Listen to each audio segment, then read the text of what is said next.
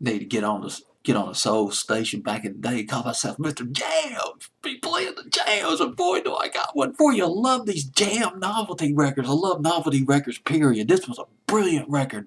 The Jimmy Castor Bunch from Billboard's Hot 100, November the 15th, 1975. King Kong Part 1. Jimmy Castor Bunch on Billboard's Hot 100 for 7 weeks. It went from number 71 to number 69. Week of November 15th, 1975. Jimmy Castor, he goes back to the 50s. He grew up in Harlem and Washington Heights. He grew up with Frankie Lyman. Frankie Lyman, who sang with Frankie Lyman and the Teenagers. And back in the 50s, of course, his voice obviously changed later on a little bit. Jimmy Castor had this pure high voice like Frankie Lyman, and often he would fill in for Frankie Lyman when Frankie Lyman couldn't make a performance, couldn't make a gig with this group, the Teenagers. And the Teenagers, they were pretty good to Jimmy Castor. Jimmy Castor, he formed a band called Jimmy and the Juniors. This was back in the 50s, mid-50s. And Jimmy Castor, he wrote a song called I Promise to Remember, which the Jimmy and the Juniors, they recorded the song. But Frankie Lyman and the Teenagers had a hit with it on the R&B charts back in 1956. Song that Jimmy Castor wrote, I Promise to Remember.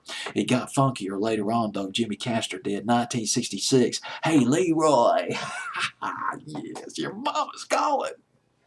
1966, minor hit. 1966 on the pop charts, getting into the Latin groove.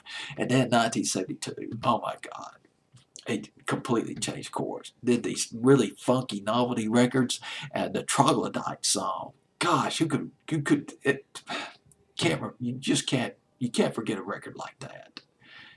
But just a great novelty record.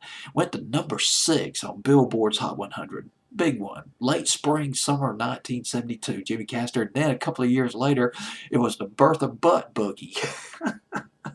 Boom, boom, boom, boom, boom, boom, boom, boom, boom, boom, boom, boom, something like that. Had that great rhythm section. King Kong came out a couple of years after that.